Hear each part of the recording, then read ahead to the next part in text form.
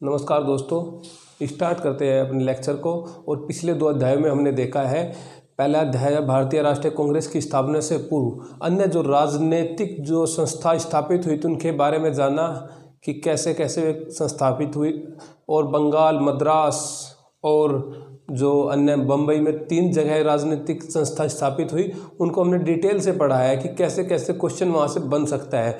उसके बाद कल वाले लेक्चर में हमने भारतीय राष्ट्रीय कांग्रेस के बारे में जो शुरुआती अधिवेशन हुए या जो उसके मुख्य जो नेता थे या उस समय जो वायसराय लॉर्ड डफरिन ए ह्यूम का क्या रोल रहा भारतीय राष्ट्रीय कांग्रेस की स्थापना से संबंधित, उनके बारे में जाना।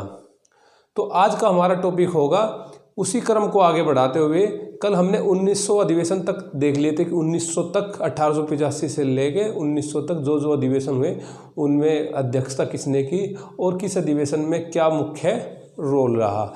एक बार 2 मिनट उन सभी को थोड़ा रिवाइज कर लेते हैं और फिर शुरू करते हैं आज कुछ अधिवेशन और जो शुरुआती जो घटना घटी, क्योंकि पैरेलल लेके चलना है। उस समय जो 1905 में घटना घटी थी बंगाल विभाजन की, उसको देखेंगे और बंगाल विभाजन तक ये आज अपना टॉपिक सीमित रखेंगे। लेकिन जो क्वेश्चन है, इन क्वेश्चनों को अगर आप अच्छे से वीडियो देखेंगे तो कोई भी क्वेश्चन इनसे बाहर रहने वाला नहीं है। एग्जाम आपका हिस्ट्री से रिलेटेड कोई भी हो तो रिवीजन करते हैं कल वाले लेक्चर का 2 मिनट के लिए कि हमने क्या क्या पढ़ा उसमें।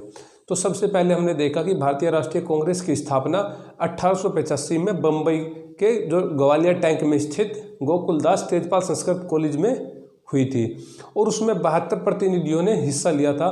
फिर हमने बताया था कि वे जो 72 प्रतिनिधि थे किस किस प्रांत से बिलोंग करते थे। तो सर्वाधिक जो व्यक्ति थे 38 व्यक्ति, आपसे पूछा जाए कि सर्वाधिक लोग जो सर्वाधिक प्रतिनिधि थे भारतीय राष्ट्रीय कांग्रेस में वो किस प्रांत से थे, तो वे 38 लोग थे बम्बई से। और उसके बाद जो क्रम आता है 21 व्यक्ति थे कहाँ से, मद्रास से। और 7 व्यक्तियों ने जो हिस्सा लिया था उस अधिवेशन में, वे कहाँ से थे, वे उत्तर प्रदेश से उस समय के। और 3 व्यक्ति बंगाल से और 3 व्यक्ति थे पंजाब से। तो इन 5 प्रांतों के 72 जो डेलीगेट्स थे इन्होंने पार्टिसिपेट किया था कहाँ पे, बम्बई अधिवेशन में। और हमने बताया था बम्बई अधिवेशन जो पहले पूना में होना था और महामारी की वजह से बम्बई में हुआ। कांग्रेस की स्थापना से, कांग्रेस की जब स्थापना हुई इसका नाम रखा गया था भारतीय राष्ट्रीय यूनियन। भारतीय राष्ट्रीय यूनियन दादा भाई नेहरू के नेतृत्व पे इसका नाम रख दिया फिर भारतीय राष्ट्रीय कांग्रेस। और कांग्रेस शब्द हमने कहाँ से लिया, उत्तरी अमेरिका के इतिहास से। और बाद में चलकर कांग्रेस का जो इतिहास लिखने वाले जो व्यक्ति थे, जो कांग्रेसी थे, वह थे पट्टाभी सीतारमैया। कौन थे, पट्टाभी सीतारमैया, जिसका विवाद हमने आपसे बताया कि सुभाष चंद्र बोस के साथ जो 1939 के त्रिपुरी अधिवेशन जो मध्य प्रदेश के जबलपुर में है वहाँ पर हुआ था। उसके बाद हमने देखा कि जो उस समय वायसराय था लॉर्ड डफरिन और जो संस्थापक था भारतीय राष्ट्रीय कांग्रेस का वो था A.O. ह्यूम। कौन था, A.O. ह्यूम। और ह्यूम ने सेफ्टी वॉल्व के रूप में इसकी कांग्रेस की स्थापना की थी, क्योंकि एक मंच बनाया जाए जिससे सामूहिक जो छोटे छोटे दलों की एक मुख्य मांग थी वो ब्रिटिश शासन के समक्ष प्रस्तुत की जाए। और फिर हमने देखा 1886 में दादा भाई नेहरू जी, 87 में बदरुद्दीन तैयब जी, और 88 में जॉर्ज यूले, 89 में विलियम वेडनबर्न, 90 में फिरोज शाह मेहता, 91 में आनंद चार्लू और 92 में फिर वापस वही चक्कर व्योमेश चंद्र बैनर्जी, और 93 में दादा भाई नेहरू जी, और 94 में अल्फ्रेड वेब, है ना, 95 में सुरेंद्रनाथ बैनर्जी। हाँ, एक पॉइंट आप जहाँ से पकड़ते हो उसको दोबारा वहीं से देखो। सुरेंद्रनाथ बैनर्जी ने 1895 में की पूना में अध्यक्षता और फिर 1902 के अहमदाबाद अधिवेशन में भी अध्यक्षता की, है ना। तो 1996 में हमने देखा कि रहमतुल्लाह शाहीनी ने अध्यक्षता की, कहाँ की अध्यक्षता, कोलकाता अधिवेशन की। और हमने बताया था कि वंदे मातरम जो हमारा जो सबसे पहले गान हुआ था तो रहमतुल्लाह शाहीनी की अध्यक्षता में 1896 में ही हुआ था। और दादा भाई नेहरू जी ने जो अपना आर्थिक जो धन निकासी का जो सिद्धांत दिया था वो भी इसी अधिवेशन में दिया था। और इसी प्रकार हमने जो पिछले अधिवेशन, जैसे कि तमिल सबसे पहले किस अधिवेशन में भाषण पढ़ा गया तमिल भाषा में, तो वो 1887 के 87 के कौन से अधिवेशन में किसने अध्यक्षता की थी? बदरुद्दीन तैयबजी ने। मद्रास में वह अधिवेशन हुआ था। और इसके बाद हमने देखा कि 1897 में शंकरन नायर, 1898 में आनंद मोहन बोस, 99 में रमेश चंद्र दत्त और 1900 में चंद्रावरकर ने कांग्रेस के अधिवेशन की अध्यक्षता की थी। तो उसी क्रम को आज आगे बढ़ाते हैं, देखते हैं इसके बाद के अधिवेशन कि 1901 से लेकर 1905 तक के अधिवेशन में किसने अध्यक्षता की और वह अधिवेशन कहाँ हुआ। ये आपके लिए विशेष बात है, क्योंकि अब 1885, क्योंकि जो कुछ अधिवेशन है 5-7 जो पहले एग्जाम में पूछे जाते थे, जैसे 1885 पूछ लेते थे या 1905 पूछ लेते थे बंगाल विभाजन की बात, 1911 कलकत्ता वाली बात पूछ लेते, बंगाल विभाजन रद्द हुआ, 1916 लखनऊ वाली पूछ लेते थे कि मजूमदार जी ने अध्यक्षता की थी, जो मिलन हुआ था ना कांग्रेस का और मुस्लिम लीग का, वो पूछ लेते थे।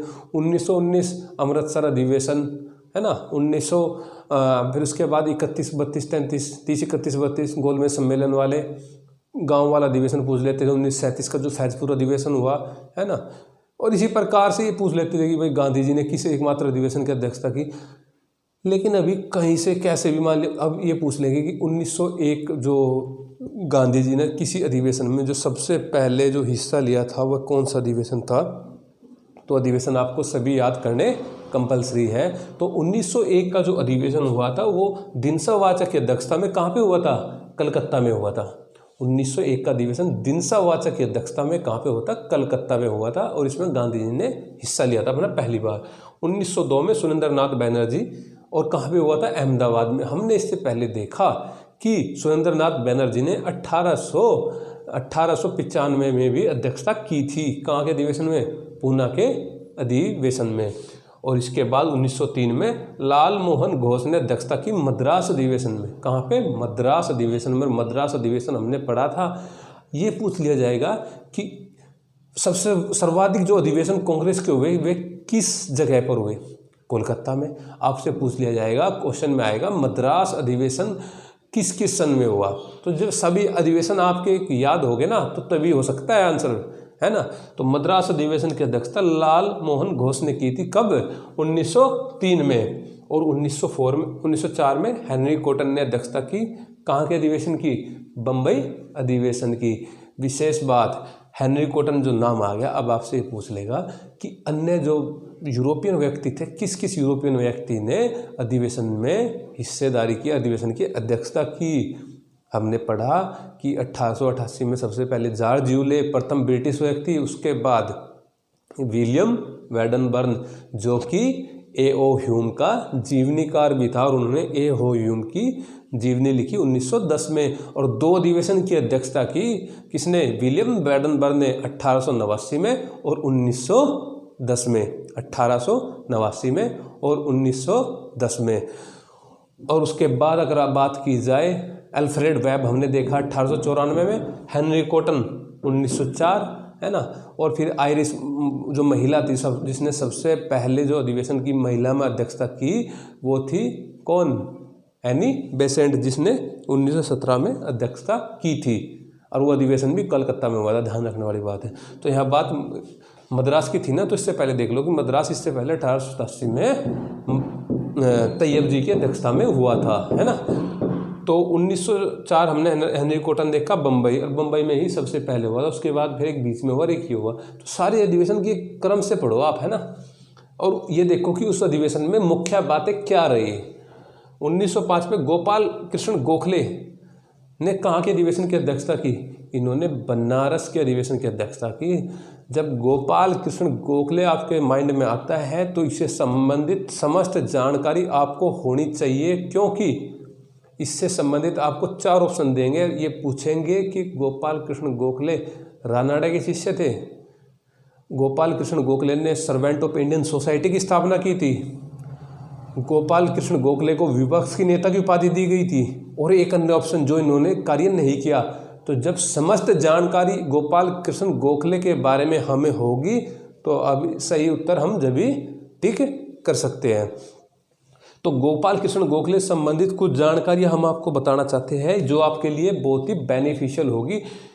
रानाडा के शिष्य के साथ साथ विपक्ष के नेता की उपाधि इनको मिली हुई थी, है ना। 1905 के जब बंगाल विभाजन हुआ तब मिली थी ये। सर्वेंट्स ऑफ इंडियन सोसाइटी, सार्वजनिक रूप से उस समय जो विद्यार्थी थे, जो उनको उत्साहित करने के लिए, प्रोत्साहित करने के लिए सर्वेंट्स ऑफ इंडियन सोसाइटी की स्थापना इन्होंने की थी। और भारतीय सचिव जो समय थे मार्ले मिंटो का नाम तो सुना ना आपने, 1909 में जो मार्ले मिंटो अधिनियम बना था, तो उस समय सचिव मार्ले थे और वायसराय मिंटो थे। तो मिंटो ने इनको क्या कहा? मिंटो ने इनको कहा एक ताल ठोकने वाला व्यक्ति, एक ताल ठोकने वाला व्यक्ति, किनको कहा? गोपाल कृष्ण गोखले को। और भारतीय लोक सेवा आयोग के सदस्य के रूप में भी इन्होंने कार्य किया। पूछा जाएगा कि भारतीय लोक सेवा आयोग के सदस्य के रूप में कार्य करने वाले व्यक्ति, तो उसमें कुछ नाम हो गए जो इनका आंसर आपको लगाना है। इनकी मृत्यु कब हुई? 1915 में। हाँ, जो उदारवादी जो दो नेता थे, फिरोज शाह मेहता और गोपाल कृष्ण गोखले, दोनों की मृत्यु कब हुई थी? 1915 में। ध्यान रखना, ये आपको पूछा जाएगा कि किन दो प्रसिद्ध उदारवादी व्यक्ति की मृत्यु 1915 में हुई? तो फिरोज शाह मेहता और गोपाल कृष्ण गोखले। और इनकी मृत्यु पर बाल गंगाधर तिलक ने इनको संबोधन किया था भारतीय हीरा के नाम से, भारतीय हीरा के नाम से। हालांकि जब इनका दल नरम था और जो ये वैलेंटाइन सिरोल ने जो भारतीय अशांति के जनक की संज्ञा जो बाल गंगाधर तिलक को दी थी, उनके साथ इनकी बनती नहीं थी। और वे भी महाराष्ट्र से बिलोंग करते थे, चिटपावन ब्राह्मण के घर से। ये भी महाराष्ट्र से, कोल्हापुर, इनमें इनका जन्म हुआ था। किनका? कोल्हापुर में जन्म किनका हुआ था? गोपाल कृष्ण गोखले का। तो अभी हमने देखा 1901 से और 1905 तक के कुछ अधिवेशन हुए। तो मुख्य घटना, जब जैसे कि उस समय जो वायसराय था उस समय था लॉर्ड कर्जन। अब जो गवर्नर, इनके वायसराय के बारे में जानेंगे कि किस वायसराय के समय में क्या क्या घटना घटी। विश्वविद्यालय एक्ट कब आया, रेलवे में सुधार से संबंधित बातें, है ना, सिंचाई आयोग से संबंधित बातें। तो जिस वायसराय की, जब हम वायसराय को क्रम से पढ़ेंगे तो उनके बारे में जानकारी तब लेंगे। तो अभी कर्जन के बारे में ज़्यादा जानकारी अभी यहाँ हम नहीं आपको प्रोवाइड कराएंगे। तो अभी देखेंगे कि बंगाल विभाजन से संबंधित कुछ जानकारी है, वो आपके लिए बहुत इंपॉर्टेंट है और सूक्ष्म पॉइंट है वे, जिन पे काम करना बहुत ज़्यादा ज़रूरी है।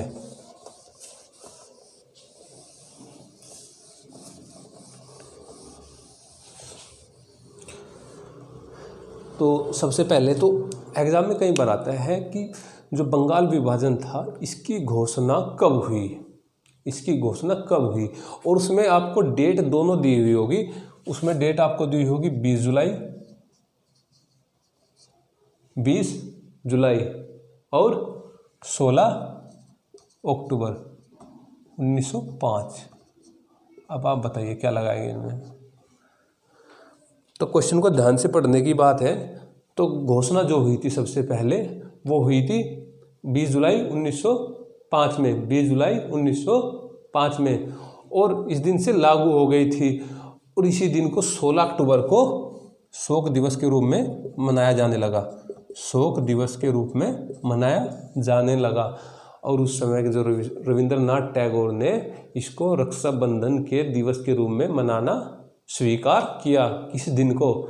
16 अक्टूबर को, 16 अक्टूबर 1905 को। और 16 अक्टूबर 1905 के अधिवेशन के अध्यक्षता कौन कर रहा था आपको पता है? गोपाल कृष्ण गोखले, जो महात्मा गांधी के राजनीतिक गुरु थे। और उनके गुरु कौन थे? रानाडे। तो शोक दिवस 16 अक्टूबर को मनाया जाने लगा। अब बंगाल विभाजन से संबंधित जो बहुत ही इम्पोर्टेंट जानकारी है वो आपको देते हैं कि बंगाल विभाजन एक बेहद निर्मम भूल है। बंगाल विभाजन एक बेहद निर्मम भूल है। ये विशिष्ट तथ्य किसने दिया? ये गोपाल कृष्ण गोखले ने कहा था कि बंगाल विभाजन जो कर रहे हैं इनकी बहुत बड़ी भूल है। और बंगाल विभाजन किसने किया था? लॉर्ड कर्जन ने उस समय, क्योंकि गवर्नर जनरल वायसराय वही था 1899 से 1905 तक। तो ये पॉइंट आप नोट कर लीजिए कि बंगाल विभाजन एक बेहद निर्मम भूल है, गोखले जी ने कहा। और सुरेंद्रनाथ बनर्जी ने क्या कहा? यह विभाजन हमारे ऊपर एक वज्र की तरह गिरा है, यह विभाजन हमारे ऊपर एक वज्र की तरह गिरा है। किसने कही है बात? सुरेंद्रनाथ बनर्जी ने। जहाँ भी पढ़ने लगे, जैसे बैनर्जी का नाम आ गया, इसके संबंधित समस्त जानकारी होनी चाहिए। किस अधिवेशन की अध्यक्षता की, कौन सी पार्टी से जुड़े, इंडियन एसोसिएशन में क्या काम था, इन्होंने सोशल कॉन्फ्रेंस कब बनाई, है ना, कब इनकी मृत्यु हुई, सारी समझ जानकारी आपको होनी चाहिए। पढ़ने का सही तरीका यही है। एक नेक्स्ट पॉइंट है कि बंगाल विभाजन ने बंगाली मुसलमानों को एकता का एक ऐसा अवसर प्रदान किया जो उन्हें कभी मुसलमान बादशाहों के समय भी नसीब नहीं हुआ, जो उन्होंने कभी मुसलमान बादशाहों के समय भी नसीब नहीं हुआ। तो किसने कहा? लॉर्ड कर्जन ने, तत्कालीन वायसराय जो था। भारत में मेरी 2 पत्नियां हैं, निश्चय ही मुझे मुसलमान पत्नियां अधिक प्रेम बेहद प्रिय है। भारत में मेरी 2 पत्नियां हैं, निश्चय ही मुसलमान पत्नी मुझे बेहद प्रिय है। किसी ने बोली ये बात? तो ब्रूमफील्ड फुलर, जो बंगाल के, जो पूर्वी बंगाल का जो लेफ्टिनेंट गवर्नर था, उसने ये बात बोली है। भारत का विभाजन जागरण बंगाल विभाजन के बाद प्रारंभ हुआ। भारत का जो वास्तविक जागरण है वो बंगाल विभाजन के बाद ही शुरू हुआ। तो ये बात बोली है महात्मा गांधी जी ने। और इसके बाद संयुक्त बंगाल एक शक्ति है और बंगाल के विभाजन से हमें कई लाभ हो गए। एक तो हमें बंगाली बाबुओं का जो अभिमान है वो चूर होगा, और दूसरा हमारे शासन का विरोध करने वाला एक प्रमुख निकाय दुर्लभ हो जाएगा। बराड रिजले ने ये बात किसको लिखी? भारत सचिव को। उस समय भारत सचिव को, जो कि मार्ले था, है ना, मार्ले।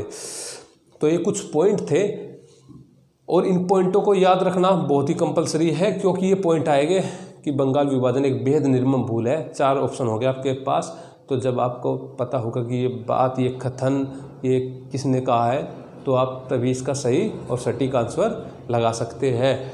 तो ये बंगाल से विभाजन से संबंधित कुछ विशिष्ट तथ्य थे।